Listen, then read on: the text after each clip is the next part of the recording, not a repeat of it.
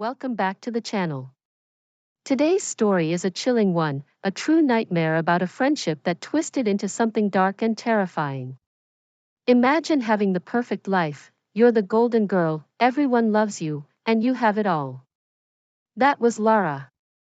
But her best friend, Olivia, was consumed by envy, and what started as subtle jealousy spiraled into obsession and betrayal.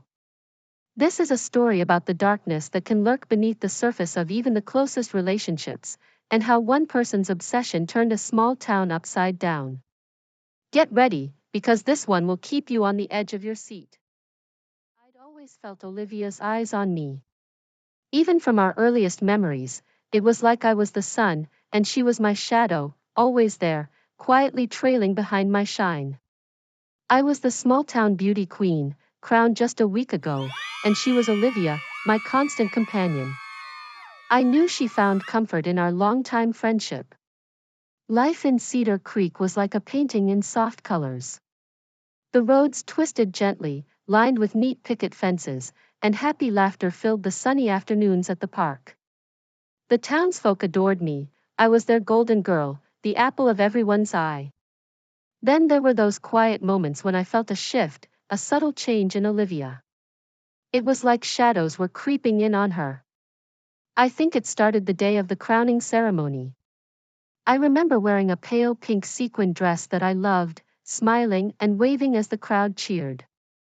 Everyone talked about my family's wealth, but I never wanted to flaunt it. I preferred to share what I had, volunteering at church on Sundays, teaching the kids about kindness and love. And then there was Jake, my boyfriend. He was the handsome quarterback, and his smile could charm anyone. The way he looked at me made me feel like I was the only girl in the world.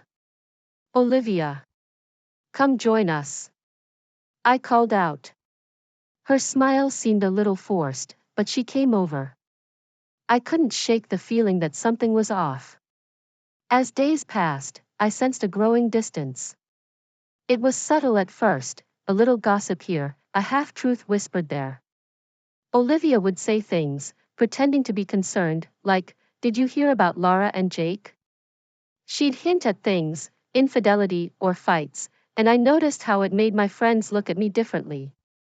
Doubts lingered, creating a weird space between us all. What I didn't know was the extent of it. That Olivia was stalking me. Following me to church, spying at me from behind the church windows. Listening to my Sunday school lessons, my words about love and forgiveness hanging in the air. I had no idea it made her feel empty, longing for things she thought she couldn't have. All I knew was that her envy felt like a shadow trying to extinguish my light. I started having nightmares, strange, disturbing images of myself surrounded by ice, Olivia lurking in the shadows, clutching secrets. I'd wake up in a cold sweat, my hands shaking as I gripped the sheets. Then came Halloween. The one night where everyone wears a mask. It was at the annual Halloween gathering, surrounded by friends, my laughter echoing in the chilly night air. Lara. I heard Olivia call, her voice sounding odd. I turned and my smile faded a bit as I recognized her. Happy Halloween, Olivia. You made it, I said. But her presence felt heavy.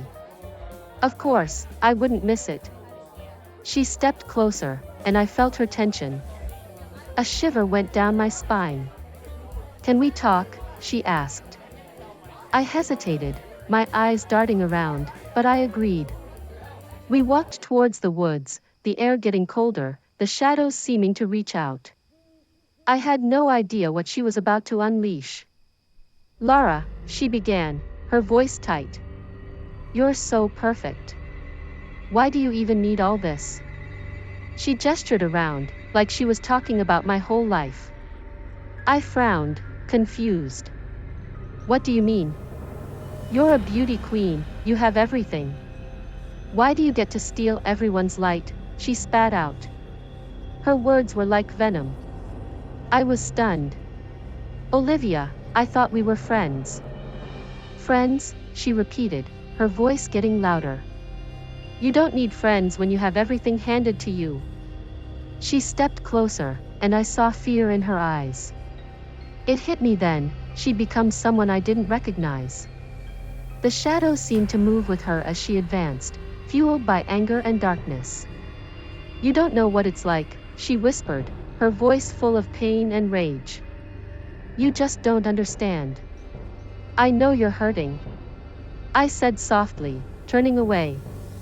And then everything went black. When I came to, the world was chaos. The police were everywhere, their flashing lights painting the once peaceful streets in a dizzying strobe. The town was buzzing with fear and whispers, a dark cloud hanging over everything that used to feel so bright. My name was on everyone's lips, but not with the usual admiration. Now, it was laced with terror and confusion. The beauty queen had gone missing. My own memories flickered back in fragments. Olivia's twisted expression, her venomous words, the sickening crack when I fell, or was pushed. I couldn't be sure. My head throbbed, and my body ached in protest. I was lying in my bed, but it felt like a cage.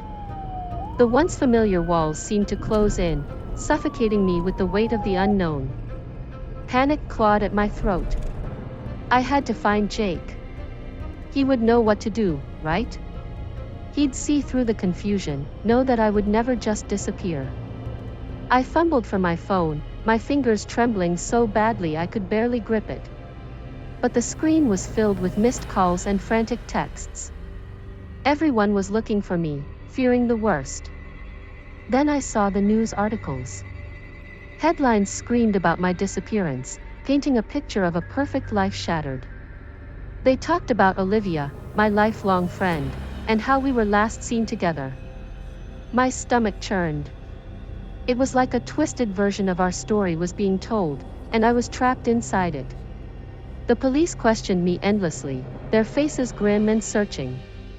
I tried to explain about Olivia, about the darkness I'd seen in her eyes, but my words seemed to fall on deaf ears. They saw only two friends, one missing, the other with a fractured memory. Days turned into nights, and the fear in Cedar Creek grew thicker.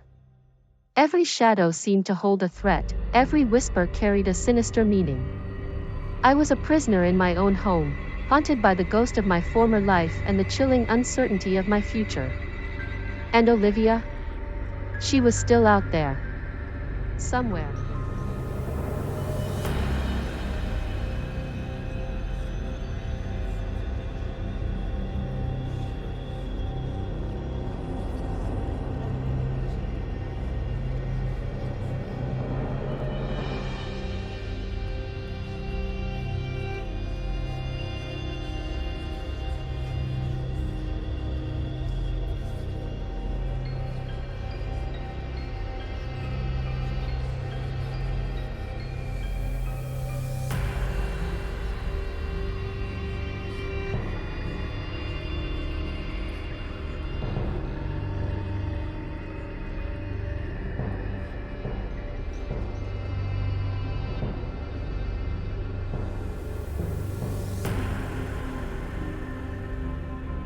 Alright everyone, we've reached the end of Lara and Olivia's story, and I'm still reeling from it.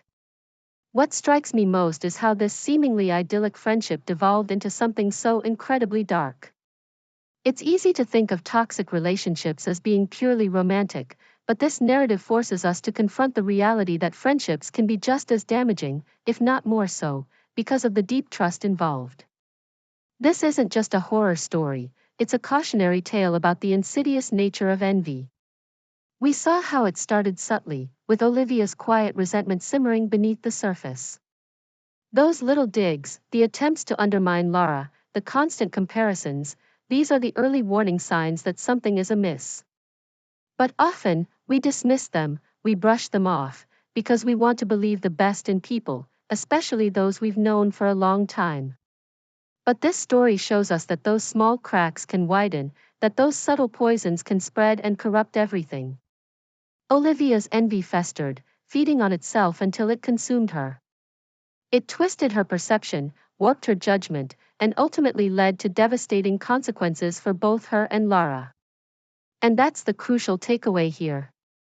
We need to be vigilant about the dynamics in our own friendships.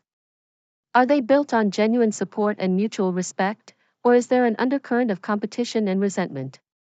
Are you constantly feeling drained or diminished after spending time with this person? Do you feel like you have to compete for their attention or affection? These are all red flags. The lesson from Lara and Olivia is clear: prioritize your emotional well-being. Don't feel obligated to stay in a friendship that is causing you harm. Healthy relationships should uplift you, not drag you down. If you're experiencing anything similar in your own life, please know that you're not alone, and it's okay to set boundaries and protect yourself. Until next time, please stay safe. Hey, horror fans.